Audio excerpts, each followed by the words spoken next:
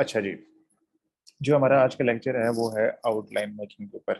ठीक है, हमने स्टेटमेंट ऑफ टॉपिक बनाना सीखा वन डायमेंशनल में, 2D में और 3D के अंदर। उसके हमने बहुत सारी प्रैक्टिस भी कर ली। आप लोगों ने 20-30 के करीब हर बंदे ने तकरीबन जो है वो स्टेटमेंट्स ऑफ टॉपिक बनाई, वो चेक भी हो गए। अब जो है वो आप लोगों को काफ़ी हद तक क्लियर होगा कि स्टेटमेंट ऑफ टॉपिक कैसे बनती है। ठीक है, अब जो नेक्स्ट चीज़ होती है आपने करनी है, स्टेटमेंट ऑफ टॉपिक की बेस पे वो आपने आउटलाइन बनानी होती है। ठीक है, आउटलाइन जो होती है वो आपका एसे का एक फ्रेमवर्क होता है। उससे ये नज़र आता है कि आपका एसे जो है वो किस साइड पे जा रहा है, उसके अंदर कौन-सी बातें आपने जो है वो दिखानी होती हैं, जो आपके मेन आर्गुमेंट्स होते हैं, पॉइंट्स होते हैं। ठीक है, उससे जो है वो एक क्लियर अंदाज़ा होता है। जैसे आप एक किताब लेते हैं या जब आप कोई किताब लेने जाते हैं तो आप सबसे पहला काम ये करते हैं कि उसके कंटेंट्स चेक करते हैं। तो कंटेंट्स देखने से आपको पता चलता है कि ये किताब आपके लिए रेलेवेंट है कि नहीं है, आपके जो है वो मिजाज या आपका जो इंटरेस्ट है उसके अकॉर्डिंग है कि नहीं है। इसी तरह आपकी जो आउटलाइन होते हैं उसको हम कंटेंट्स कह सकते हैं। तो उसको देखकर एग्जामिनर को या पढ़ने वाले को एक आइडिया हो जाता है मुकम्मल तौर पर कि इसके अंदर जो है वो एस्से में क्या चीज़ें डिस्कस होंगी। ठीक है? अच्छा जी, तो मैंने कल कुछ चीज़ें बताई थी जो आपने याद रखनी है, मैं दोबारा उनको रिपीट करता हूँ। ठीक है? नंबर 1 के आपकी जो आउटलाइन है वो स्टेटमेंट ऑफ टॉपिक के अकॉर्डिंग होगी। ठीक है? और इसके अंदर आप हेडिंग्स दे सकते हैं। नंबर ऑफ हेडिंग जो है वो मैंने बताया था कि 5 से 8 के बीच में आपके हो सकते हैं। उसके अलावा जो आपकी हेडिंग्स हैं आउटलाइन के अंदर वो क्या होंगी, सेंटेंसेस नहीं होंगे बल्कि फ्रेज की फॉर्म में होंगे। जबकि जो आपकी आउटलाइन के पॉइंट्स होंगे हेडिंग्स के नीचे वो सेंटेंसेस की फॉर्म में हमेशा आपने यूज़ करने हैं। ठीक है? अच्छा, उसके बाद ये है कि आपने जो इंटरोगेटिव हेडिंग्स होती हैं, क्वेश्चन मार्क टाइप लंबी-लंबी या फुल सेंटेंस की, वो हेडिंग्स अब आपने अवॉइड करनी होती हैं। उसके अलावा आपने सिलेक्टिव वर्ड्स अवॉइड करने हैं। बर्ड्स आई व्यू वगैरह इस तरह के जो फ्रेजेस हैं, जो हर बंदा लिख रहा होता है, वो आपने जो है अवॉइड करने होते हैं। ठीक है, उसके अलावा आपने जो है वो नेचुरल रहना होता है इसके अंदर।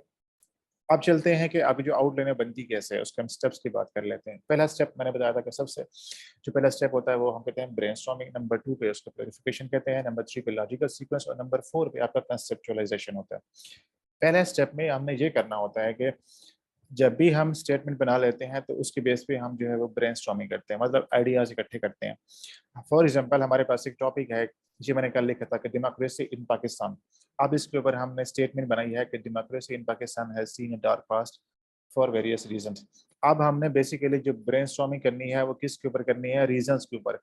कौन से रीजंस के, पाकिस्तान में डेमोक्रेसी के डार्क होने की, कि पाकिस्तान में डेमोक्रेसी कामयाब क्यों नहीं हो सकी माजी में, इसके रीजंस हमने ढूंढनी है।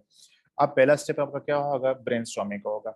आपने जाना है ब्रेनस्टॉर्मिंग स्टार्ट करनी है। आपने आंखें बंद करके, मतलब आंखें बंद करने से मुराद ये है कि आपने आंखें बंद नहीं करनी, बगैर सोचे समझे आपने लिखते जाना है। जो पॉइंट आपके माइंड में आता जा रहा है आपने लिखते जाना है, लिखते जाना है, लिखते जाना है। 15-20 पॉइंट जितने आते हैं आपने लिख लेने हैं। ये नहीं सोचना कि ये रेलिवेंट है, रेलिवेंट नहीं है, रिपीट हो रहा है, रिपीट नहीं हो रहा। ये बिल्कुल भी नहीं सोचना, बस आपका कलम चलना चाहिए। ठीक है, पहला स्टेप ये होता है। नंबर 2 प्यूरिफिकेशन होती है। इस स्टेप में, अच्छा अभी यहाँ बता रहा हूँ मैं आपको, अगर करके दिखाऊंगा तो आपने परेशान नहीं होना। प्यूरिफिकेशन नंबर 2 आपका स्टेप होता है। इस स्टेप में आप क्या करते हैं कि वो जो आपने स्टेप 1 किया था जिसके अंदर आपने फॉर एग्जांपल ब्रेनस्टॉर्मिंग करते हुए 15 पॉइंट लिखे हैं, जब आपने उसमें 18 पॉइंट्स लिखे हैं। अब आपने स्टेप 2 में क्या करना है कि वो जो स्टेप 1 है उसको देखना है, उसके अंदर जो इरेलीवेंट पॉइंट्स हैं और उसके अंदर जो रिपीटेशन हो रही है, जो रिपीट हो रहे हैं, वो आपने निकाल देने हैं। हम ये फर्ज कर लेते हैं कि आपने जो है वो 18 पॉइंट लिखे थे, उसमें से 12-14 आपके पास बच जाएंगे, कुछ रेपिटेशन की वजह से और कुछ इरेलीवेंट होने की वजह से वहां से निकल गए। तो वो आपने क्या करना है कि स्टेप 2 के अंदर सिर्फ यूनिक और नए पॉइंट्स आपने लिखने हैं। हम ये कह सकते हैं कि वहाँ 12-15 पॉइंट्स आपके पास बच जाएंगे, 2, 3, 4, 5 निकल सकते हैं उसमें से। ये 2 स्टेप्स हो गए, ब्रेनस्टॉर्मिंग हो गया, प्यूरिफिकेशन हो गया। नंबर 3 भी होता है लॉजिकल सीक्वेंस। तो लॉजिकल सीक्वेंस ये होता है कि वो जो स्टेप 2 आपने किया था उसके अंदर जो पॉइंट्स आपने बचा के छोड़े थे 12-15 पॉइंट्स, उनको एक तरतीब में आपने ऑर्डर में अरेंज करना है। तरतीब क्या हो सकती है, रेलेवेंस के अकॉर्डिंग हो सकती है, इंपॉर्टेंस वाइज हो सकती है। जो मोस्ट इंपॉर्टेंट है, मोस्ट रेलिवेंट पॉइंट्स हैं वो आपने सबसे पहले लिखने हैं, उसके बाद जो है वो आपने नीचे की तरफ चले आना है, यानी कि जो लीस्ट इंपॉर्टेंट है वो बाद में आना शुरू हो जाएंगे। ये आपने स्टेप 3 में लॉजिकल सीक्वेंस इसको डिजाइन करना है। ये जो लॉजिकल सीक्वेंस होता है ना, ये आपके पूरे एस्से का कोहेरेंस बनाता है। इसमें आपने गलती बिल्कुल नहीं करनी होती। ठीक है, ये बहुत इंपॉर्टेंट होता है, अभी हम करेंगे तो आपको अंदाजा होगा। और लास्ट पे जो स्टेप होता है उससे हम कहते हैं कंसेप्चुअलाइजेशन। ठीक है, कंसेप्चुअलाइजेशन क्या होती है, मेरी चाय साथ ठंडी हो रही है तो मैं वो भी पी लूँ साथ।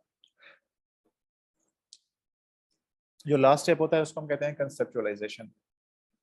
इसमें हम ये करते हैं कि हमने स्टेप 3 के अंदर जो पॉइंट्स अरेंज कर लिए थे लॉजिकल ऑर्डर में, उनमें से एक एक पॉइंट को उठाना है। पहले पॉइंट को उठाना है, फिर दूसरे को, तीसरे को।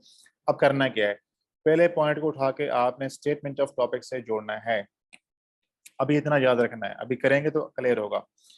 ठीक है, लास्ट स्टेप में ये करते हैं जिसको हम कंसेप्चुअलाइजेशन कहते हैं कि हम पहला पॉइंट उठाएंगे, उसे स्टेटमेंट ऑफ टॉपिक से जोड़ देंगे।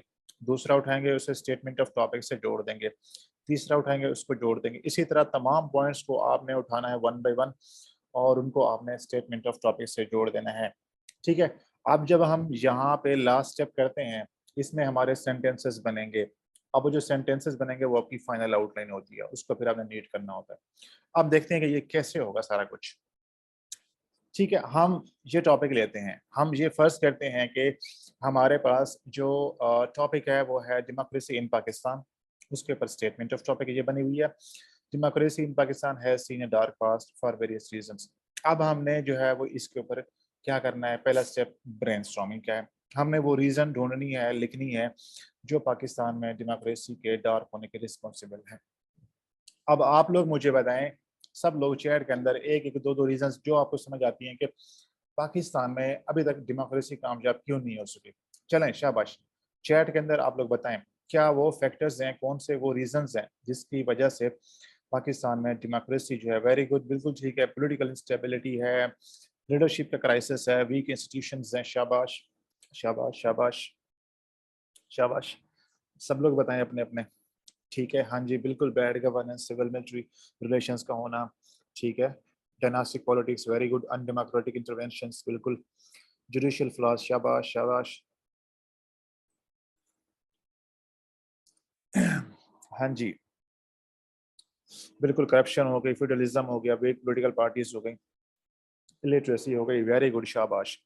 अब हम चलते हैं इसके अंदर पहले स्टेप में, यहाँ पे हम लिखना शुरू करते हैं। ब्रेनस्टॉर्मिंग कर रहे हैं हम लोग। ठीक है, हम कहते हैं करप्शन है, उसके बाद कहते हैं कि पॉलिटिकल इंस्टेबिलिटी है। ठीक है, उसके बाद कहते हैं कि वीक लीडरशिप है। ये मैं बगैर सोचे समझे लिखे जा रहा हूँ आप लोगों के पॉइंट्स को देखकर। ठीक है, नो अकाउंटेबिलिटी। ठीक है, absence of rule of law. ठीक है, उसके बाद मैं कहता हूँ कि डिले इन कॉन्स्टिट्यूशन मेकिंग।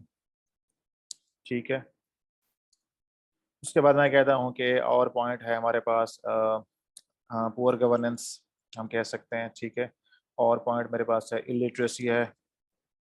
ठीक है, इलिटरेसी। उसके बाद मैं कहता हूँ मेरे पास है कि बिल्कुल वीक पॉलिटिकल पार्टीज हैं। ठीक है, उसके बाद मैं कहता हूँ कि जो है वो अनडेमोक्रेटिक, सबसे इंपॉर्टेंट चीज़ जो हमने यहाँ पे लिखी है, अनडेमोक्रेटिक फोर्सेस, मिलिट्री इंटरवेंशंस। ठीक है, उसके बाद एक और पॉइंट लिखते हैं हम कि हम कहते हैं जुडिशियल फ्लॉज। ठीक है, अब ये देखें, बेसिकली ये आपने स्टेप 1 कर लिया है। जा सकते हैं यार, उस पर जाएंगे, अभी जो चीज़ कर रहे हैं उस पर फोकस करें आप, उस पर जाएंगे। आप मेरे साथ चलें, ठीक है ना, आगे ना जाए, मेरे से आगे ना चलें, मुझे सबको चलाना होता है। ठीक है ना, तो आप मेरे साथ चलें। अभी आप जंप करेंगे तो मसला होगा फिर आपको। हाइब्रिड रजीम, बिल्कुल। अब हमने स्टेप 1 किया है।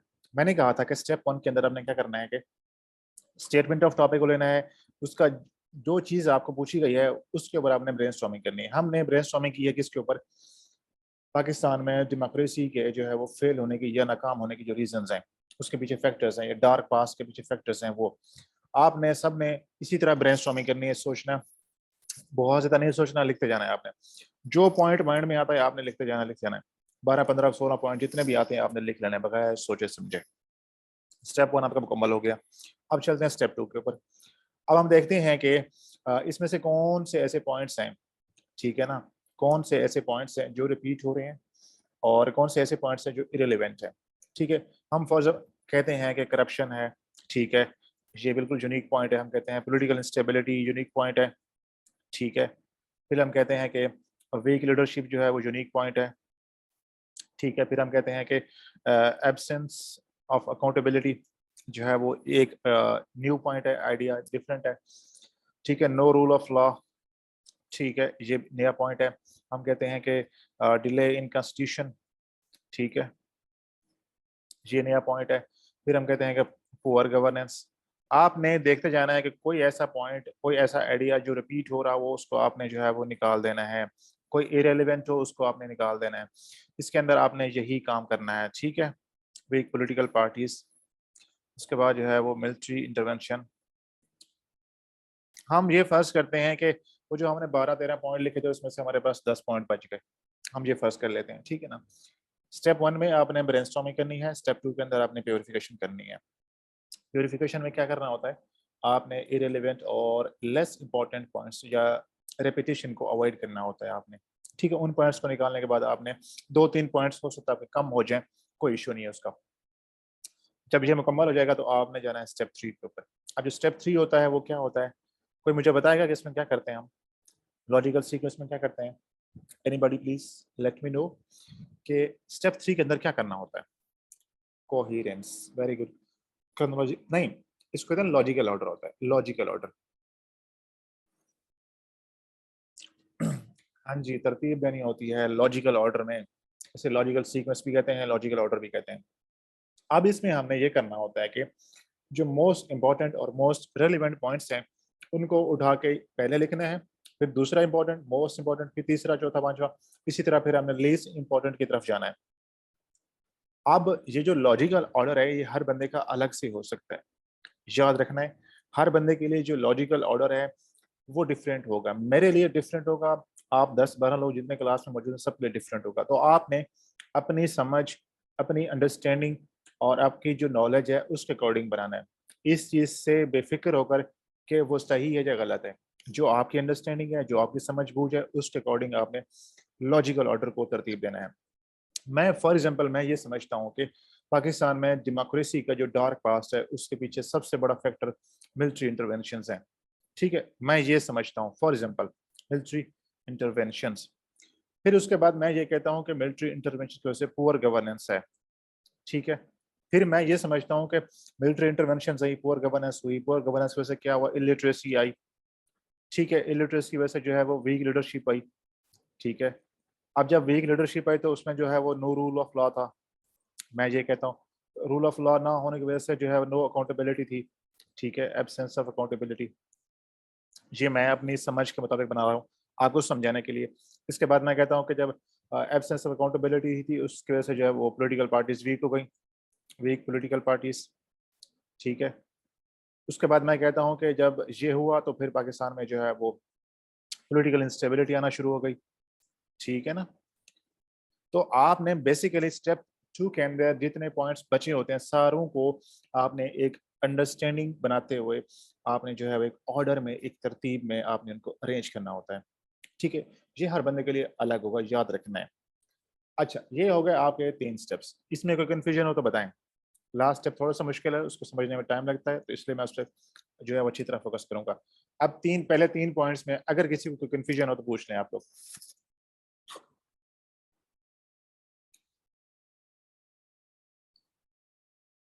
जी शाबाश, किसी का कोई सवाल हो, कोई कंफ्यूजन हो स्टेप 1, 2 और 3 के हवाले से तो आप पूछ सकते हैं। क्लियर है, ओके। अच्छा जी, आप मुझे बताएंगे कोई लास्ट स्टेप में क्या करना होता है हमने, लास्ट स्टेप में क्या करना होता है हमने, मुझे बताएं शाबाश। फाइनलाइजिंग पॉइंट टू फ्रेज, नहीं, याद करो, याद करो शाबाश। क्या कहा था मैंने कि हमने स्टेप 3 के अंदर relate to the topic, very good Nita, बिल्कुल ठीक है, ठीक है। कि हमने, वेरी गुड इजाज शाबाश, हमने स्टेप 3 के अंदर जितने पॉइंट्स होते हैं one by one her point को उठाना है और उनको अपनी स्टेटमेंट ऑफ टॉपिक से जोड़ना होता है, ठीक है।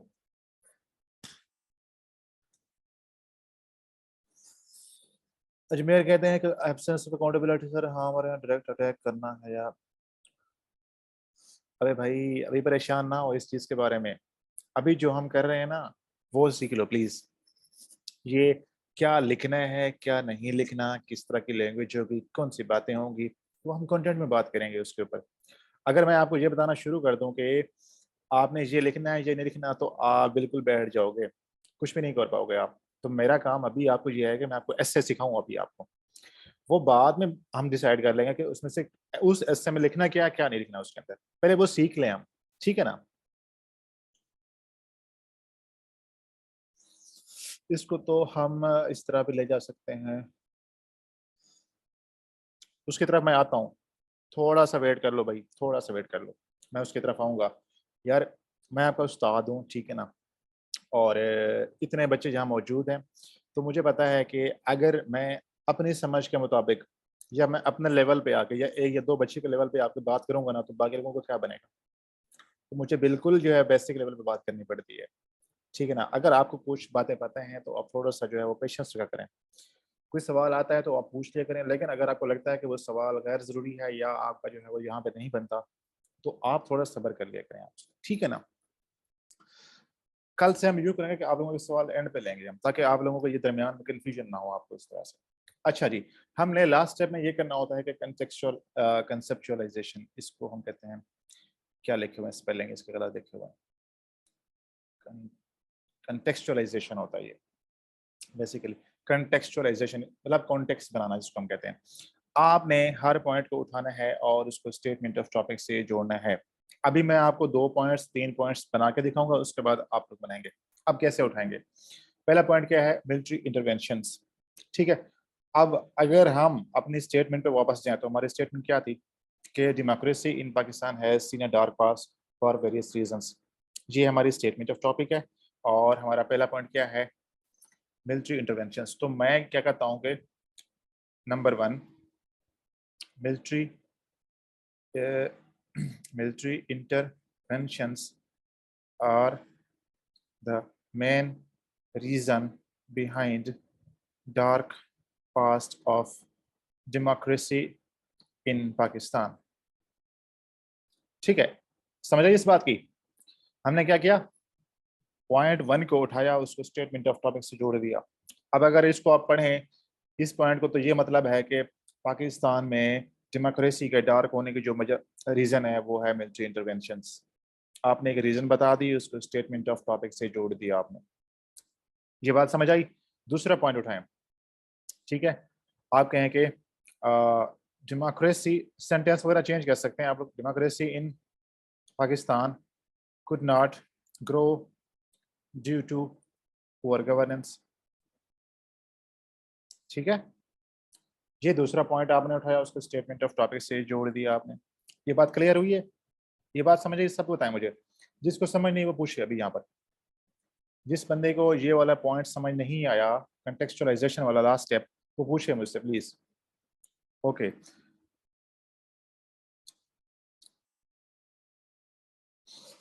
अब आप लोगों ने काम करना है, मैं देखूंगा और आप काम करेंगे। अब आपने स्टेप 3 में जो सॉरी स्टेप 3 के अंदर जो तीसरा पॉइंट है इलिटरेसी का, इसको उठाना है, स्टेटमेंट ऑफ टॉपिक से जोड़ना है और सेंटेंस बनाए। चलें शाबाश, सब लोग बनाए अपना अपना सेंटेंस है। अब मुझे अंदाजा हो किसको कितनी समझ आई है। इलिटरेसी वाला पॉइंट उठाना है आपने, इसको स्टेटमेंट ऑफ टॉपिक से जोड़कर आपने कंटेक्चुअलाइजेशन का स्टेप मुकम्मल करना है, जहाँ पे एक सेंटेंस बनाना है। सब लोग बनाएं अपनी अपनी समझ और अपनी अपनी अंडरस्टैंडिंग के मुताबिक। शाबाश, बनाएं इसका सेंटेंस बनाएं। जैसे ये मैंने बनाया था इसी तरह आप लोग बनाएं। कैसे बनाएंगे।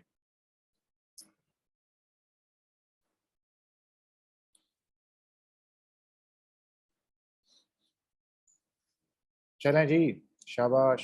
ये स्टेटमेंट ऑफ टॉपिक है आपकी, democracy in Pakistan has seen a dark past for various reasons.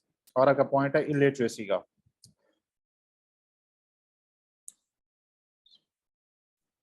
शाबाश शाबाश बनाएं। शाबाश, वेरी गुड, शाबाश बनाए, शाबाश बनाए, सब लोग बनाए अपने अपने पॉइंट्स।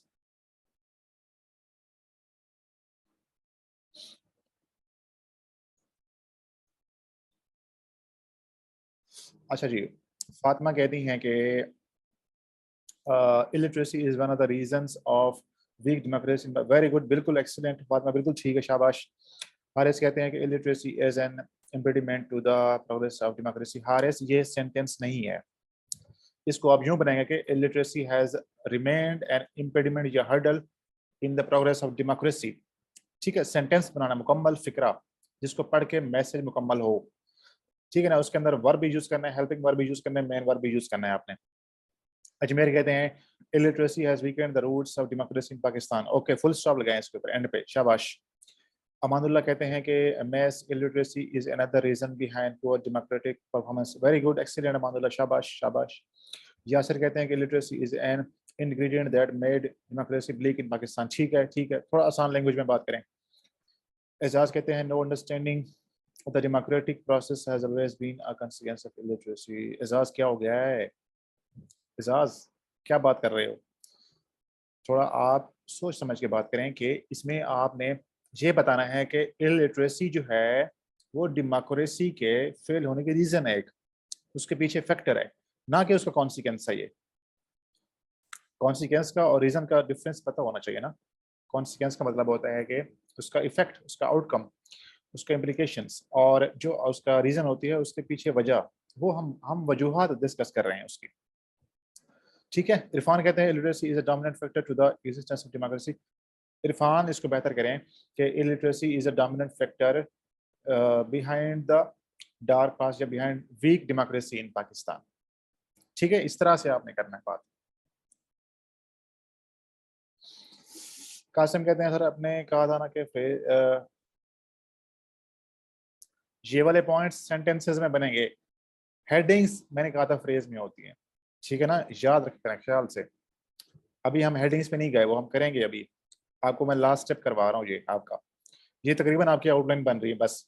इसके बाद आपने सिर्फ नीट करना है, वो मैं आपको बताऊंगा कैसे नीट करना है, दिखाऊंगा आपको सैंपल भी एक। ठीक है, यहाँ पे सिर्फ सेंटेंसेस बनाएंगे आप लोग, लास्ट स्टेप में मुकम्मल सेंटेंसेस फिक्रे होंगे, फ्रेज नहीं यूज करने आपने। अच्छा, अनम कहती हैं कि illiteracy is one of the reasons for keeping the message away from political. Anam आप इसके अंदर डेमोक्रेसी का लफ्ज लेकर है ना, बेसिकली हम हमारा सेट टॉपिक जो है वो डेमोक्रेसी पे है, स्टेटमेंट में डेमोक्रेसी पे है। तो अगर वो लफ्ज आप मेंशन नहीं करें तो समझ नहीं आएगा कि ये क्या बात हो रही है। तो आप कहें कि illiteracy is one of the reasons for keeping democracy weak in Pakistan. ठीक है। अच्छा, नोरीना कहती हैं कि illiteracy has also contributed towards stagnant growth of democracy in Pakistan. Very good, ठीक है, शाबाश। मिता कहते हैं essence of democracy fades with illiteracy. ठीक है ठीक है, ओके ओके, मोस्टली जो है वो तकरीबन आपको समझ आ चुकी है। ठीक है, तो हम इसको यूं कहते हैं कि हम कहते हैं कि illiteracy has also impeded the growth of democracy in Pakistan। ठीक है, या इसको यूं कह लें कि illiteracy is also a reason behind weak democracy in Pakistan। जैसे कहना चाहें आप कह सकते हैं, कॉन्टेक्स्ट आपने चेंज नहीं करना, मैसेज क्लियर होना चाहिए, वो चेंज नहीं करना आपने। लैंग्वेज, लफ्ज, वर्डिंग वगैरह आप चेंज कर सकते हैं। चलें, शाबाश। अगले पॉइंट पे आए, वीक लीडरशिप के ऊपर, इस पे बनाए सेंटेंस, वीक लीडरशिप के ऊपर बनाए पॉइंट। हाँ जी, शाबाश जी बेलोल, और बनाए, सब लोग बनाए।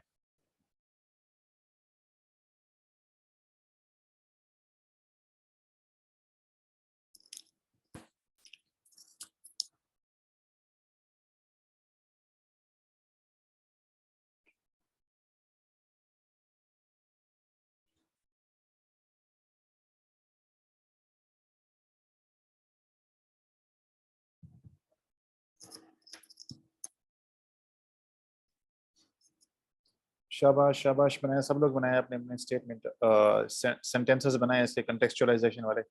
शाबाश।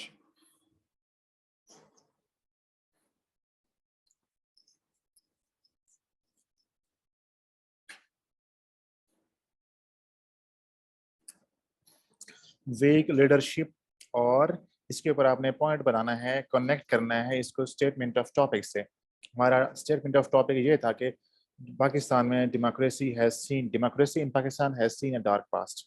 उसके ऊपर हमने ब्रेनस्टॉर्मिंग की, प्योरिफिकेशन की, लॉजिकल सीक्वेंस बनाया। अब हम लास्ट स्टेप मुकम्मल कर रहे हैं जिसको हम कहते हैं कंटेक्चुअलाइजेशन।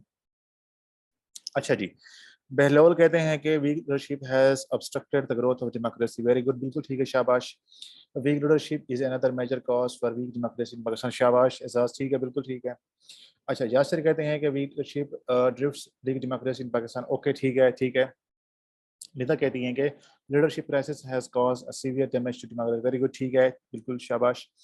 अच्छा, weak leadership has abstained the growth of democracy, मगर ठीक है नरीना, बिल्कुल ठीक है।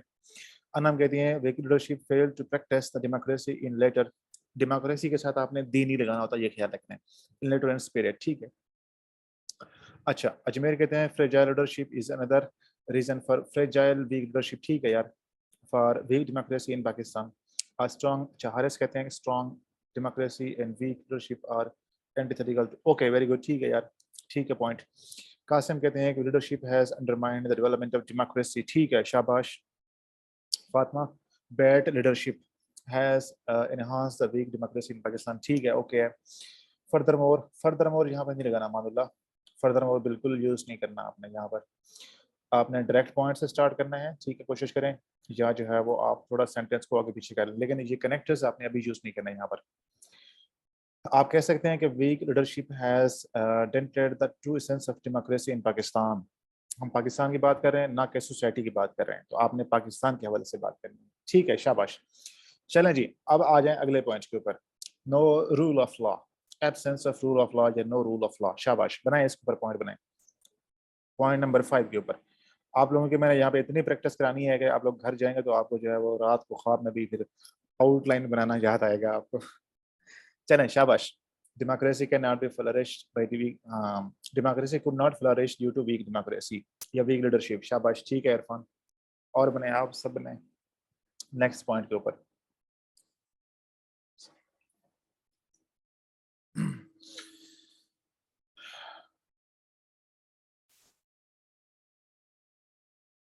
शाबाश शाबाश जवानों, स्टार्ट हो जाओ।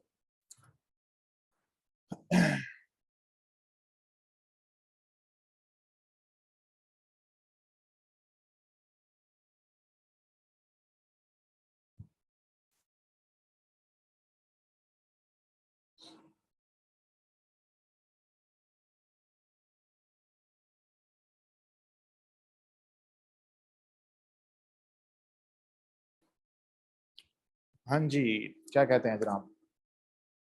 अच्छा, हरस कहते हैं no democracy can nurture under the absence of rule of law. Yes, ठीक है, डेमोक्रेसी कैन नॉट, ठीक है, Ejaz no rule of law has wreaked havoc, wrecked the democratic process in Pakistan, ठीक है, या डिस्ट्रॉयड कह लें आप इसको। Absence of rule of law is equal contributor in weak democracy, शाबाश यासर, ठीक है। Amanullah, absence of rule of law has further undermined democratic system, very good Amanullah, शाबाश, बिल्कुल ठीक। अजमेर कहते हैं rule of law has played a role in weakening the basic essence of democracy, ठीक है, शाबाश।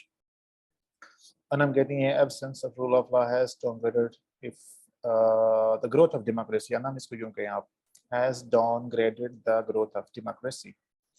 अच्छा, सुहेल कहते हैं the foundation of democracy is based on the efficient rule of law. Okay, आप इसको सुहेल यूं कर लेना कि the absence of rule of law या no rule of law has also derailed या has also weakened democracy in Pakistan।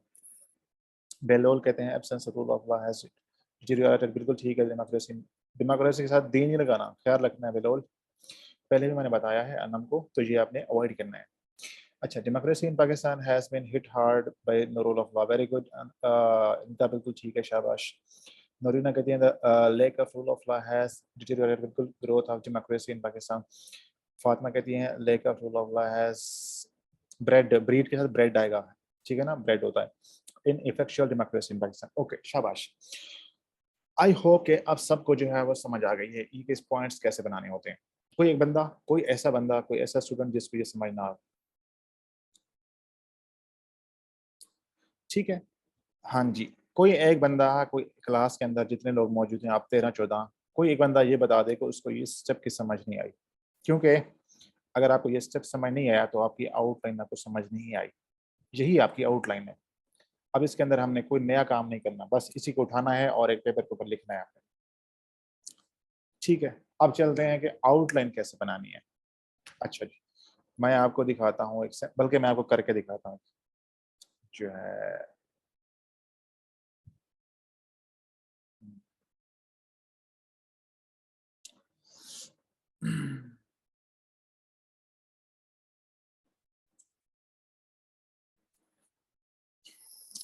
हाँ जी, क्या सवाल है? सवाल है कि अगर फेस फॉर्म में बनाते हैं तो क्वेश्चन नहीं।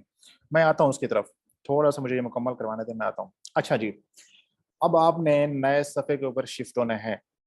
ठीक है, नए सफ़े के ऊपर शिफ्ट होना है। ठीक है, सबसे पहले अपना टॉपिक लिखना है। ये तो यहाँ पे ब्लैंक सफ़ा है, आपके पास लाइंस वाला होगा। जो आपकी सबसे पहली लाइन होगी वहां पे आपने टॉपिक लिखना है, डेमोक्रेसी इन पाकिस्तान। ठीक है, ये आपने सबसे पहले सफ़े के ऊपर लिखना है। फिर आपने एक लाइन छोड़नी है। अपने पास एक सफ़ा निकालें, उसके ऊपर ये चीज़ें नोट करें, अभी आप लिखते जाएं। पहले सफ़े के ऊपर टॉपिक लिखना है आपने, फिर एक लाइन छोड़नी है, उसके नीचे लिखना है आपने थीसिस स्टेटमेंट। ये आपकी आउटलाइन बनना शुरू हो गई है। ठीक है ना? ये जो अभी हमने इतनी मेहनत की थी ना, 40-50 मिनट लगाकर, वो आपकी आउटलाइन बनवाने में भी, अब उसको आपने यहाँ पे लेकर आना है, थीसिस स्टेटमेंट। ठीक है, इसको आप मार्कर से लिखेंगे, आप लोग मार्कर यूज करेंगे, प्रॉपर अंडरलाइन करना है इसको। ठीक है, ये थोड़ा सा ऊपर हो जाए, हाँ, ये आपका मिडल में आ जाएगा। यहाँ पे लिखे हैं थीसिस स्टेटमेंट। ठीक है, इसको भी आप मार्कर से चाहें तो कर लें। अब इसके सामने लिखें थीसिस स्टेटमेंट क्या है, डेमोक्रेसी, या इसके नीचे लिख लें आप एक लाइन छोड़ के, इसके बिल्कुल नीचे लिख लें, democracy in Pakistan has seen a dark past. ये आपकी स्टेटमेंट ऑफ टॉपिक है। अब आपने स्टेटमेंट लिख दी है। ठीक है, इसको मार्कर से लिखना है, इसको अंडरलाइन करना है। ये चीज़ें कोई गलती ना करे प्रेजेंटेशन के हवाले से, फॉर्मेटिंग के हवाले से, याद करते जाए, नोट करते हैं अपने पास। सबसे पहली चीज़, आपने फर्स्ट लाइन के ऊपर टॉपिक लिखना है, मार्कर से अंडरलाइन करना है। उसके बाद एक लाइन छोड़ने के आपने थीसिस स्टेटमेंट की हेडिंग देनी है, उसको अंडरलाइन करना है। फिर उसके नीचे आपने अपनी थीसिस स्टेटमेंट, ये टॉपिक स्टेटमेंट ऑफ टॉपिक जो बनाया था वो आपने लिखना है। फिर एक लाइन छोड़नी है आपने, और आउटलाइन की हेडिंग देनी है, आउटलाइन, ये लफ्ज लिखना है आपने आउटलाइन का। ठीक है, उसके बाद एक लाइन छोड़ दें, नंबर 1 आप हेडिंग देंगे। आउटलाइन को भी आपने जो है वो मार्कर से लिखना है, और इसको आपने अंडरलाइन करना है। अभी यहाँ पे छोटा लग रहा है, जब आप हाथ से लिखेंगे तो बड़ा हो जाएगा ये। ठीक है ना? अब आपने क्या करना है, सबसे पहले आपकी आउटलाइन में जो आपका पॉइंट होगा वो होगा इंट्रोडक्शन का। चाहे आउटलाइन कोई भी होगी, पहला पहला पॉइंट आपका होगा इंट्रोडक्शन का। ठीक है, उसके बाद नंबर 2 जो आपकी ये हेडिंग्स हैं, ये जो मेजर पॉइंट्स हैं ना, ये हेडिंग्स होती हैं। ठीक है ना? ये नंबर 1 हेडिंग इंट्रोडक्शन की हो जाएगी। नंबर 2, अब आप मुझे बताएं कि हम क्या डिस्कस कर रहे थे। हमारा स्टेटमेंट ऑफ टॉपिक में हमने क्या डिस्कस किया था, रीजंस डिस्कस की थी। तो हम कहेंगे कि रीजंस बिहाइंड डार्क, हाँ जी, dark past of democracy in Pakistan. इसके सामने कॉलन लगाना है। ठीक है, और ये आपकी हेडिंग होगी। इन दोनों को आपने जो है वो मार्कर से लिखना है या पॉइंटर से, और इनको आपने अंडरलाइन करना है। इसको मार्कर से लिख दें तो बेहतर है। ये आपकी हेडिंग है। ये जो लड़का एक पूछ रहा था, कौन पूछ रहा था मुझे याद नहीं है, कि आप फ्रेज यूज करते हैं या सेंटेंस। मैंने कहा था कि हेडिंग्स जो है आपकी फ्रेज की फॉर्म में होगी। ये आपकी हेडिंग है नंबर 2 पे जो लिखी हुई है, ये फ्रेज है, सेंटेंस नहीं है। आउटलाइन हेडिंग के बाद भी लाइन छोड़ देनी है। हाँ जी, आउटलाइन का जो आपने ये हेडिंग देनी है, उसके बाद ये लाइन छोड़ देनी है आपने। मैं आपको एक हाथ से लिखी हुई असाइनमेंट भी दिखाऊंगा अभी, लेकिन अभी ये समझ लें आप लोग। अच्छा, अब आपने ये जो हेडिंग दे दी है, इसके नीचे आपने नंबरिंग करनी है 2.1। ठीक है ना? ये आपने, इसको आपने हाईलाइट नहीं करना, ना तो अंडरलाइन करना है, ना हाईलाइट करना है, ना आपने बोल्ड करना है। नॉर्मल जैसे आपने ये वाला लफ्ज लिखे थे ना, जिस पेन के साथ, उसी पेन के साथ आपने ये लिखने हैं। अब आप मुझे बताएं कि पहला पॉइंट क्या था आपकी आउटलाइन में। ये पॉइंट था आपका, ये आपका पहला पॉइंट था, मिलिट्री इंटरवेंशन। इसको उठाएं और यहाँ पे लिख दें आप लोग। तो जनाब ये आपका जो है वो आउटलाइन में पहला पॉइंट आ जाएगा। ठीक है, उसके बाद दूसरे पॉइंट पे जाएं आप, 2.2 हेडिंग देंगे। अब आप जाएं दोबारा अपनी आउटलाइन में, दूसरा पॉइंट आपने ये जो बनाया था इसको उठाएं आप, ठीक है, तो यहाँ पे उसके लिख दें। इसी तरह आपने तमाम पॉइंट्स जो कंटेक्सचुअलाइजेशन में बनाए थे वो आपने यहाँ पे लिख देने हैं सेम टू सेम, कोई चेंजेस नहीं करने हैं आपने। तीसरा पॉइंट लिखेंगे, चौथा लिखेंगे, पांचवा, छठा, सातवां, आठवां, जितने आते हैं पॉइंट्स वो आपने यहाँ पे लिख देने हैं। ठीक है, ये बात क्लियर है? इसमें कोई कंफ्यूजन हो तो बताएं। अभी मैं आपको एक हाथ से लिखे हुए असाइनमेंट दिखाता हूँ, लास्ट पेज पे थी मेरे पास एक, ये देखें, इसके अंदर थोड़े इश्यूज होंगे। ये सबसे पहले आपने टॉपिक लिखना है, ये तो इन्होंने बहुत बड़ा लिखा है, आप जो जैसे चाहे लिखें, ठीक है, एक लाइन में, दो लाइन पे, जितना आता है आप लिखें उसको मुकम्मल करके। डेमोक्रेसी इन पाकिस्तान एक लाइन छोड़ें, उसके बाद ये इन्होंने जस्ट स्टेटमेंट लिखा है, आपने लिखा है थीसिस स्टेटमेंट, पूरा लिखना है। थीसिस स्टेटमेंट की हेडिंग देनी है, उसे अंडरलाइन करना है, उसके नीचे आपने वो स्टेटमेंट ऑफ टॉपिक जो बनाती है लिखें, वो आप लिखेंगे यहाँ पर। फिर एक लाइन छोड़ दें, आउटलाइन की हेडिंग दें, उसे अंडरलाइन करें। सबसे पहले हेडिंग आपकी इंट्रोडक्शन की आएगी। नंबर 2 पे आपने लिखना है कि रीजंस बिहाइंड वीक डेमोक्रेसी या dark past of democracy in Pakistan, उसको अंडरलाइन कर दें, उसके नीचे पॉइंट्स लिखें। ये नंबरिंग इस तरह नहीं करनी जैसे मैं बताइए वैसे करनी है। 2.1 हो जाएगा, 2.2, 2.3, 2.4, 2.5, 2.6, 7, 8, जितने बनते हैं वो आप लिखते जाएंगे। ये बात क्लियर है? किसी बंदे को इसमें हवाले से कोई कंफ्यूजन हो तो बताएं। अब एक और चीज करेंगे हम। जी शाबाश, कोई सवाल हो तो पूछें आप लोग। अच्छा, अब मुझे एक चीज बताएं, सब लोग बताएं, मुझे जवाब दें। ये जो हमने स्टेटमेंट ऑफ टॉपिक बनाई थी, ये वाली, एक मिनट,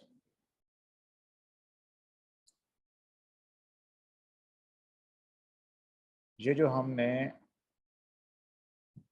स्टेटमेंट ऑफ टॉपिक बनाई थी, ये वाली, कोई मुझे बताए कि ये 1 डायमेंशनल है, 2 डायमेंशनल है या 3 डायमेंशनल है?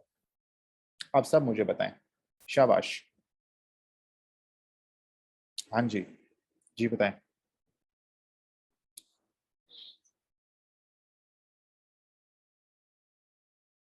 गुड, वेरी गुड, शाबाश। अच्छा, अब जो अजमेर वाली सवाल है उस पर आते हैं कि हम इसके अंदर हम ये भी तो कह सकते हैं कि Pakistan has seen a dark past, उसके बजाय हम यूँ कर लें कि इट्स फ्यूचर इज ब्राइट। तो हमने जब 1 डायमेंशनल बनाई है तो अगर हम चाहें तो 2D बना सकते हैं, तो हम क्या करेंगे कि एंड लगा देंगे, एंड या however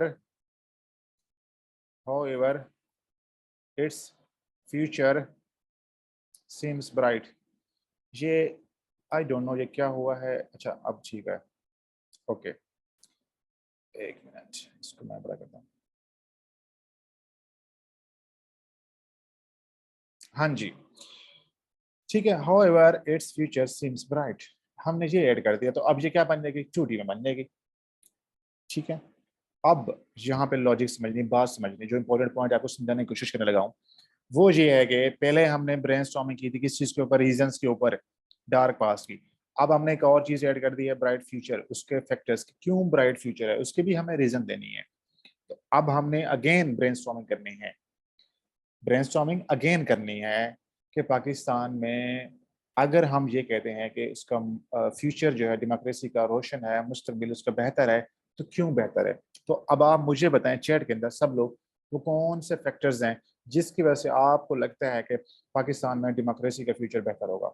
शाबाश, बताएं, सब लोग बताएं अपनी अपनी समझ और अपनी अपनी अंडरस्टैंडिंग के मुताबिक वो कौन से फैक्टर्स हैं।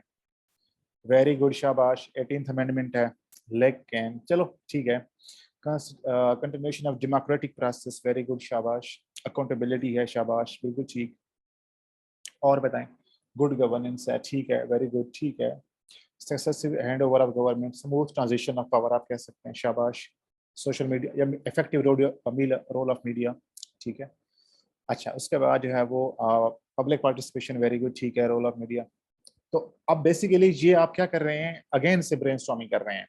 अब आपने जो है दोबारा इस तरह का एक जो है वो कॉलम बनाने हैं, इसके अंदर आपने यहाँ पे स्टेप 1 में ये पॉइंट्स लिखने हैं कि पाकिस्तान में ब्राइट फ्यूचर ऑफ डेमोक्रेसी के पीछे क्या फैक्टर्स हैं, आपने लिखते जाना है। फिर स्टेप 2 के अंदर आपने वापस आना है, उसके अंदर आपने प्योरीफाई करना है जो इररिलेवेंट पॉइंट्स हैं जो गैर ज़रूरी हैं, रिपीट हो रहे हैं, वो आपने निकाल देने हैं। स्टेप 3 के अंदर आपने जो है उनको लॉजिकली ऑर्डर करना है, और स्टेप 4 के अंदर आपने जो है वो क्या करना है, उनको कंटेक्चुअलाइज करना है। अब हम फर्ज करते हैं, मैं यहाँ पे एक लाइन लगा देता हूँ छोटी सी ताकि आपको आसानी हो जाए। हम फर्ज करते हैं कि हमने जो पॉइंट्स बनाए थे यहाँ पर, मैं यहाँ पे स्पेस, या बल्कि मैं इसको उधर ले जाता हूँ, वर्ड के ऊपर ही ले जाता हूँ ताकि आपको कंफ्यूजन ना हो। अच्छा,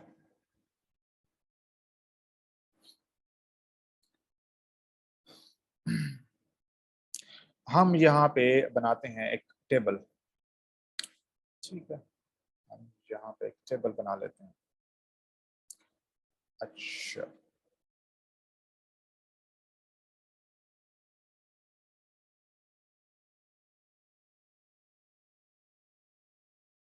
हमने यहाँ पे लिखा ब्रेनस्टॉर्मिंग।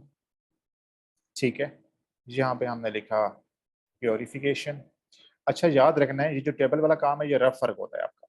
ठीक है, रफ में करना है प्योरिफिकेशन। उसके बाद आपने करना है लॉजिकल ऑर्डर।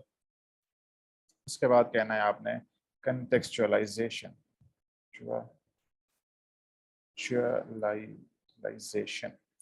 अब हमने पहला पॉइंट यहाँ पे लिखा था, हम कहते हैं कि 18th अमेंडमेंट है। उसके बाद हम कहते हैं कि स्मूथ ट्रांजिशन ऑफ पावर है। फिर हम कहते हैं कि अकाउंटेबिलिटी है।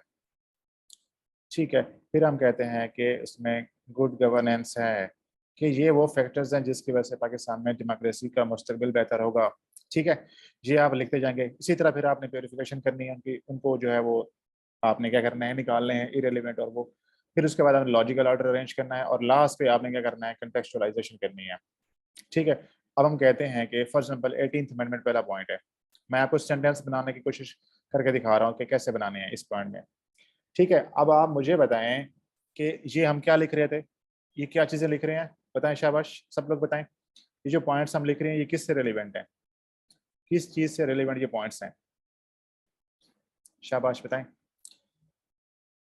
ये पॉइंट्स किस चीज से रिलेवेंट है, रीजंस, किस चीज के रीजंस, फ्यूचर की। वेरी गुड, शाबाश। तो हम कहते हैं कि पहला पॉइंट बन जाएगा future of democracy in Pakistan is bright due to the 18th amendment. ठीक है, ये पहला पॉइंट आपका बनेगा। दूसरा पॉइंट क्या बनेगा आपका, हम कहते हैं स्मूथ ट्रांजिशन पावर। इसको हम कहेंगे स्मूथ ट्रांजिशन। इसका यह मतलब होता है स्मूथ ट्रांजिशन पावर कि एक गवर्नमेंट के बाद दूसरी डेमोक्रेटिक गवर्नमेंट आ गई है। Smooth transition of power shows, अब ठीक है, better future of democracy in Pakistan. ठीक है, जी आपने दूसरा पॉइंट, इसी तरह आपने तमाम पॉइंट्स को उठाना है और अपनी स्टेटमेंट ऑफ टॉपिक दूसरा जो आपका आइडिया है उससे कनेक्ट करना है। अब आप मुझे बताएं, गुड गवर्नेंस या अकाउंटेबिलिटी है, बल्कि आप लोग बनाएगा दिखाएं कि कैसे बनाएंगे। शाबाश, जल्दी से बनाएं। अकाउंटेबिलिटी को आपने जो है वो अपनी ये जो आपका स्टेटमेंट ऑफ टॉपिक का दूसरा हिस्सा है इसे जोड़ के बनाएं। इट्स फ्यूचर सीम्स ब्राइट, इसके ऊपर हम बात कर रहे हैं, तो आप मुझे जो है वो बना के दिखाएं। शाबाश, इसको कैसे कनेक्ट करेंगे, कैसे लिखेंगे इसको, शाबाश शाबाश, वेरी गुड। ठीक है, ये आप कह रहे हैं कि accountability shows bright future of democracy in Pakistan, bright future in Pakistan. अब डेमोक्रेसी का लफ्ज भी ऐड करें Yasir. Nida, having fair accountability can improve democracy. ये ठीक है निदा, लेकिन आप थोड़ा सा इसको मीनिंगफुल बनाएं। मीनिंगफुल इन अ सेंस के हम लिख रहे हैं कि पाकिस्तान में डेमोक्रेसी का मुस्तकबिल बेहतर है, फ्यूचर ब्राइट है, तो आप उसको as a sign, as a factor बना के उसको जो है वो शो करें, बताएं उसको। ठीक है, the future of democracy seems bright in Pakistan due to accountability, due to accountability. ठीक है, rising culture of accountability is main contributed towards bright future of democracy. Very good, बिल्कुल ठीक है और शाबाश। मानुल्लाह, strong accountability institution has proved a ray of hope for democracy in Pakistan. Very good मानुल्लाह, बिल्कुल ठीक है, शाबाश। Accountability ensures bright future of democracy in Pakistan. ठीक है, ठीक है। Accountability is a prerequisite for a vibrant democracy. Yes, Haris, आपने ये बात नहीं करनी। हमने क्या करना है, हमने ये बताना है कि पाकिस्तान में डेमोक्रेसी का मुस्तकबिल बेहतर है बिकॉज ऑफ अकाउंटेबिलिटी।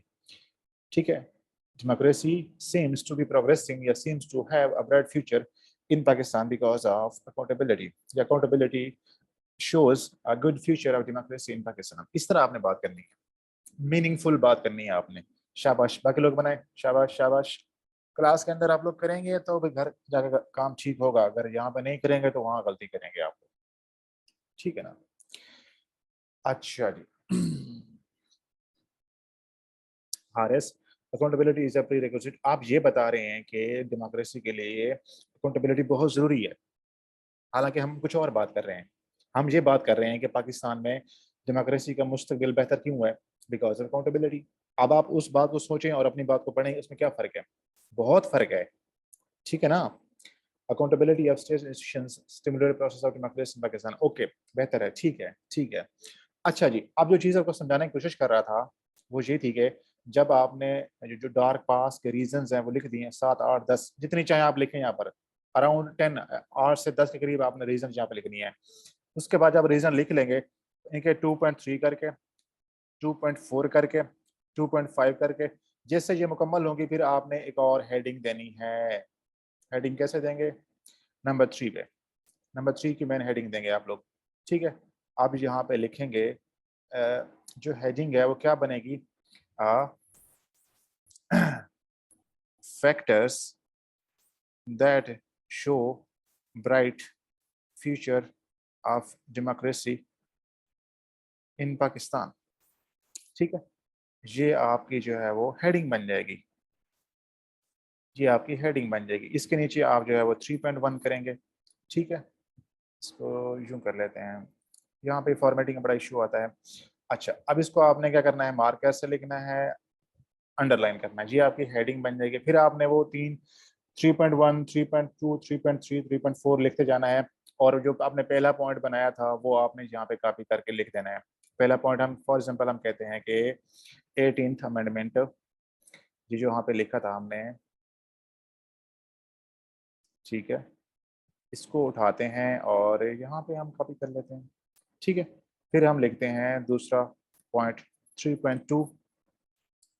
फिर हम देखते हैं दूसरा पॉइंट क्या था, हमने लिखा था, ये इसको उठाया और इसको यहाँ पे लिख दिया। तो ये तो बेसिकली यहाँ का कट पेस्ट कर रहा हूँ, आप लोगों ने हाथ से लिखना होता है, तो आपने सेम टू सेम यहाँ पे लिख देना है। फिर आपने इसके नीचे भी 8 10 पॉइंट्स लिखने हैं आपने।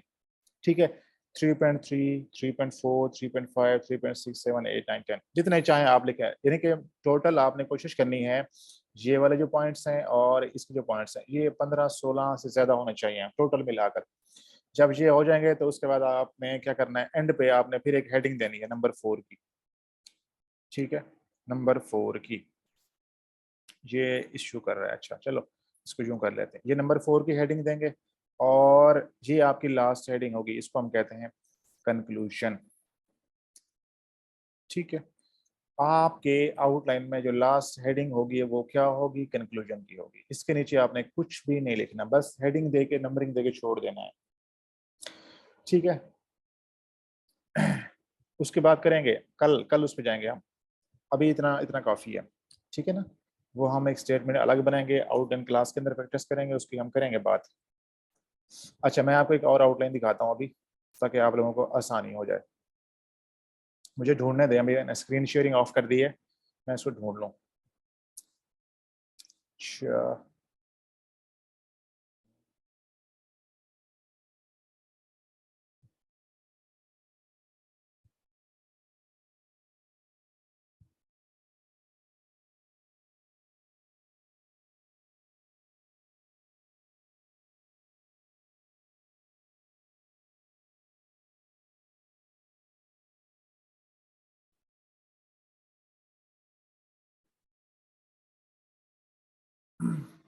किसी को कोई सवाल वगैरह है, कोई कंफ्यूजन है तो पूछ लें आप लोग।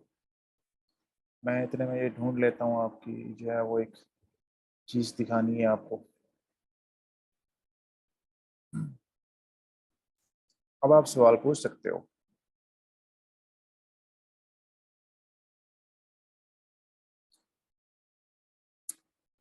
अच्छा चलो ये बताएं कि मज़ा किसको नहीं आ रहा, कोई ऐसा बंदा जो क्लास में बोर होता हो, मुझे वो बता दे। जो बोर होता हो क्लास में, लगता हो कि क्लास बोरिंग होती है, खुल के बताएं आप लोग, फ्रेंकली बता सकते हैं।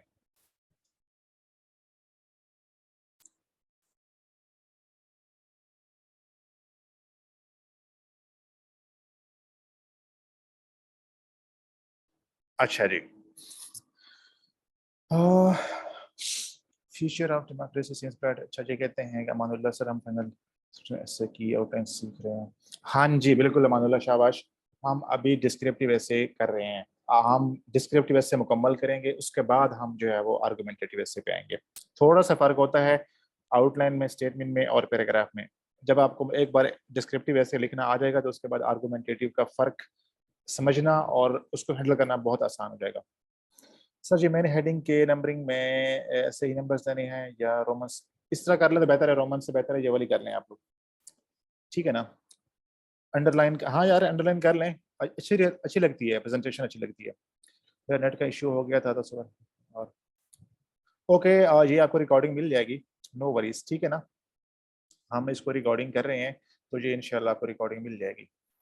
अच्छा जी, इस पे आते हैं, इस पे आते हैं, आपका सवाल ये लेता हूँ मैं, और मैं आपको ये समझा दूँ। अच्छा मैं दोबारा स्क्रीन शेयर करता हूँ। ये देखें, ये आपके सामने एक आउटलाइन बनी हुई है, ठीक है। ये आपने डेमोक्रेसी इन पाकिस्तान टॉपिक लिखा, उसके बाद थीसिस स्टेटमेंट की यहाँ पे लिखे वो आपने लिख दी, उसके बाद आपने आउटलाइन की heading the, introduction, reasons behind dark past of democracy, ये पॉइंट आपने यहाँ पे नंबरिंग इस तरह की गई है, ये आपने डॉट्स नहीं लगाने, इसको नंबर 1 करेंगे, इसको नंबर 2 करेंगे, यहाँ पे 2.1, 2.2, 2.3, 2.4, 2.5 एंड सो ऑन करते जाएंगे। उसके बाद जब ये खत्म हो जाएंगी तो अब आप जो है क्या कर सकते हैं, नेक्स्ट हेडिंग पे आएंगे कि factors that show bright future of democracy, वो आप उसकी नंबर 3 हेडिंग देंगे, नंबर 3 उसके पीछे 3.1, 3.2, 3.3 लिखते जाएंगे। जब ये खत्म हो जाएंगे तो एंड के ऊपर आपने नंबर 4 हेडिंग देकर कंक्लूजन लिखना है। ये बात क्लियर है। ये आपको डॉक्यूमेंट मिलेगा आज के लिए, आपको ये भी मिलेगा, कुछ एक और फाइल भी मिलेगी, इसको देखकर आप लोग जो है वो अपनी इसी टॉपिक के ऊपर ही आपकी असाइनमेंट होगी, ठीक है। आपको कोई सवाल हो तो आप पूछें। सवाल आप लोग सेंड करें, मैं पानी पी लूँ, फिर मैं आपके सवालों का जवाब देता हूँ।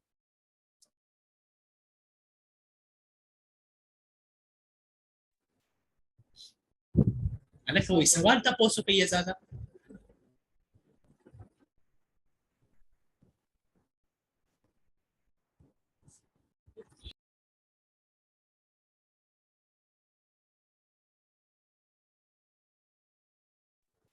Excuse me, sir. Excuse me, sir.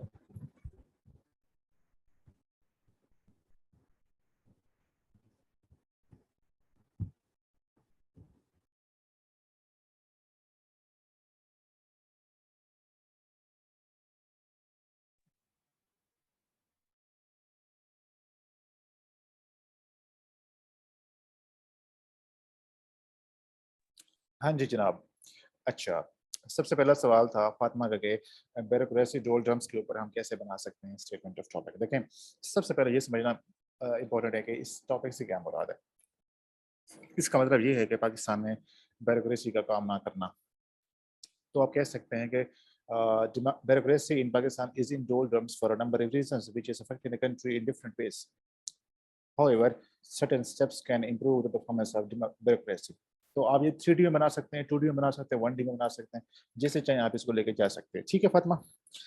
अच्छा, अजमेर कहते हैं सर आई हैव क्वेश्चन, ऊपर हमने पास अगर नहीं था, first due to absence of rule of law, फिर नीचे लिखा फ्यूचर ब्राइट क्योंकि एबिलिटी है। मैं सर ये, अरे भाई बहुत ज्यादा मत सोचा करो, अभी हम जस्ट सीख रहे हैं इससे। आपका जो एस्से का कंटेंट है वो कैसे मैच्योर होगा वो थोड़ा लंबा काम है, अभी तो आगे जाके बात करेंगे। अभी अभी के लिए आपने बिल्कुल परेशान नहीं होना कि हमने एक पॉइंट पे प्रेसी, सॉरी हमने ये कहा था कि अकाउंटेबिलिटी नहीं है, लेकिन अब हम कह रहे हैं अकाउंटेबिलिटी है। जब हम ये बात करेंगे ना अपने एस्से में तो हम इसका एविडेंस देंगे, ठीक है ना। हम इसका एविडेंस देंगे, ऐसे हवाई फायरिंग नहीं करेंगे हम लोग इसकी। तो ये जो जितने पॉइंट्स आपकी आउटलाइन में ना, ये हर एक पैराग्राफ बनेगा और जब पैराग्राफ लिखते हैं तो उसके अंदर एविडेंस होता है, रेफरेंसेस होते हैं, एग्जांपल्स होते हैं, वो खाली बात नहीं होती। तो जब आप वो बात करते हैं, एविडेंस खाते, तो उसको एग्जामिनर उसे एक्सेप्ट करता है हर हाल में। सो परेशान होने की जरूरत नहीं, रिलैक्स रहें अभी आप। अच्छा, अमानुल्लाह कहते हैं सर कुछ मुश्किल टॉपिक्स में बंदा बिल्कुल ढील हो जाता हो तो उनको कैसे टैकल करते हैं? थ्रू बस, हाँ वो हो जाएगा अमानुल्लाह, अभी बिल्कुल आप स्टार्ट कर रहे हो, ठीक है ना। यानी कि आप, मैं आपको मिसाल देता हूँ ड्राइविंग वाली, ठीक है ना, कि अभी आप लोग जो है वो बिल्कुल खाली रोड के ऊपर ड्राइविंग कर रहे हो, अभी आप सीख रहे हो। अगर आपको मैं ड्राइविंग सिखानी हो और किसी रेस में ले जाऊँ तो क्या होगा, एक्सीडेंट हो जाएगा। तो अभी आप बिल्कुल खाली रोड पे चल रहे हो, ठीक है ना। जब आप खाली रोड से थोड़ी ट्रैफिक पे आओगे, फिर उसके बाद आप जो है वो रेस में जाओगे, तो सारी चीज़ें इंशाल्लाह हो जाएंगी आपकी। अच्छा, उसके बाद है कि जैसे कि मीनिंग पर्पसिव एजुकेशन भी पूछा है इस टॉपिक पे, तो कोई not know the meaning of this word. देखिए, purposive education, meaning purposive education, ये हर बंदे के लिए डिफरेंट हो सकता है। मैंने कल भी ये बात की थी कि एक टॉपिक को अगर 10 बंदे पास कर रहे हैं, 10 ऐसे उसके ऊपर, हो सकता है हर एक की स्टेटमेंट डिफरेंट हो दूसरे से, और बहुत रेयर होता है किसी की स्टेटमेंट दूसरे से मैच कर जाए, दूसरे का ऐसा ऐसे उससे मैच कर जाए। तो हर बंदा अपनी ही जो है वो अंडरस्टैंडिंग के मुताबिक लेके चलता है। आपकी अंडरस्टैंडिंग ठीक हो सकती है, दूसरे की भी ठीक हो, तीसरे की भी ठीक हो सकती है, बट जो चीज़ मैटर करती है वो ये कि उसके ऊपर आपने जो स्टेटमेंट बनाई है उसको किस हद तक आपने डिफेंड किया अपने ऐसे में, और उससे रिलेवेंट आपने क्या आर्गूमेंट्स दिए थे, ठीक है। अच्छा, रेमेडीज करवाएंगे आपको, कल करवाएंगे आपको, कल आपको मुकम्मल आउटलाइन करवाएंगे इंशाल्लाह, ठीक है। तो अभी के लिए इतना ही। अच्छा जी, अब आप सुन लें कि जो आपकी असाइनमेंट होगी, समझ लें उसको।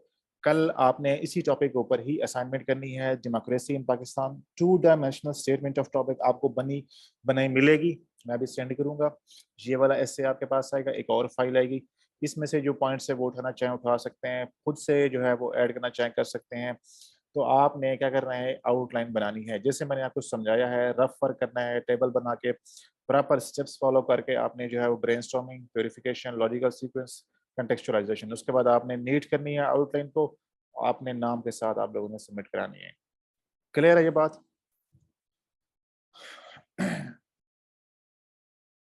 हाँ जी, मजा आया आज का क्लास का, कुछ सीखने को मिला? चलें, मुझे कोई बंद ये बताएं आप लोग कि आप लोगों ने ऐसे के सेशन अटेंड किए हुए हैं, आउटलाइंस बनाई हुई हैं, क्या आप लोगों ने कभी इस तरह का प्रोसेस फॉलो किया है आउटलाइन बनाते हुए? ब्रेनस्टॉर्मिंग वाला पेज भी फॉलो करें। अच्छा, देखो ना, वो पॉइंट सारे आपको यहाँ मिल जाएंगे। अगर मैं आपको वो दे दूंगा ना, तो फिर आप ब्रेनस्टॉर्मिंग नहीं करोगे ठीक है। तो आपने करनी है, चाहे गलत हो सही हो, इस चीज से बेफिक्र हो जाना है। सब लोग याद रखें कि इस सेशन में आप लोग गलतियां बार बार करेंगे और उसकी बेहतरी होगी।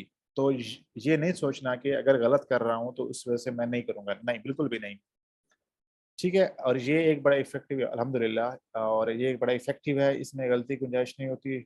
जो ये तरीका है बहुत सेफ है, अगर आप बिल्कुल इसको फॉलो करते हैं स्टेप्स को, तो कभी आपको इंशाल्लाह इशू नहीं होगा। इसी तरह हमारा इंट्रोडक्शन लिखने का एक स्टाइल है, उसके स्टेप्स हैं, फिर बॉडी के पैराग्राफ्स के स्टेप्स हैं। तो आपको ना एक फार्मूला बना हुआ है, उसके अंदर आप फिटिंग करते जाएंगे आप लोग, ठीक है ना। आपको कुछ ज़्यादा मेहनत नहीं करनी पड़ेगी। अगर आपका नॉलेज लिखना आता है थोड़ा बहुत, आपकी लैंग्वेज ठीक है, तो इंशाल्लाह आपके लिए ऐसे जो है वो आसान हो जाएगा। बस सिर्फ एक चीज़ चाहिए कि वो आप अपने असाइनमेंट्स करें अपने, ठीक है। हाँ, बुक से ले सकते हैं, मैं आपको बताऊंगा आगे जाकर, ठीक है। चलें जी, आज के लिए इतना ही, और आप लोगों का बहुत शुक्रिया, आप लोग आए, ठीक है। मेहनत करें, जो लोग असाइनमेंट्स नहीं करें वो लाजमी करें असाइनमेंट्स। कोई सवाल वगैरह हो, कोई कन्फ्यूजन हो, ग्रुप में पूछना हो तो आप पूछ सकते हैं, प्राइवेट में पूछना हो आप पूछ सकते हैं, मोस्ट वेलकम एनी टाइम। लेकिन असाइनमेंट्स करनी है, लाजमी करनी है असाइनमेंट्स, ठीक है। करेंगे तो आपको ऐसे जो है वो आएगा। हाँ जी, हाँ जी, बहुत सारे बच्चे हैं जो मेरे साथ कर रहे हैं, जितने ये लोग आप लोग क्लास में सारे स्पेसेस कर रहे हैं, ठीक है ना। और मैंने तकरीबन जो है प्रॉपरली पढ़ाना स्टार्ट किया था इस साल, तकरीबन मार्च में, ठीक है ना। उससे पहले मैंने कुछ ऐसे करवाए थे बच्चों को, 2-3 सेशंस, बट वो फिर मेरा इंटरव्यू आ गया बीच में सीएसएस का, और उस वजह से फिर मैं खुद बिजी हो गया। उसके बाद फ्री हुआ तो फिर मैंने जो है वो सोचा कि अब जो है पढ़ाते हैं। तो कुछ बच्चे थे मेरे पास 2022 वाले, आप देखें उनका रिजल्ट कैसे आता है, उनको मैंने ऐसे करवाए थे। मतलब 2 सेशन थे शायद उसमें बच्चे, वो लेकिन बिल्कुल एंड पे आए थे, बहुत लेट आए थे वो लोग। तो अब देखें अल्लाह ताला उनके हक में बेहतर करे और कामयाबी दे सबको। चलें जी, कल इंशाल्लाह आप लोगों से मुलाकात होगी। सी यू टुमारो। अल्लाह हाफ़िज़, अपना ख्याल रखें। कहाँ पे मिस्टेक्स? हारिस कौन सी मिस्टेक्स की बात कर रहे हैं? जल्दी से पूछ लें।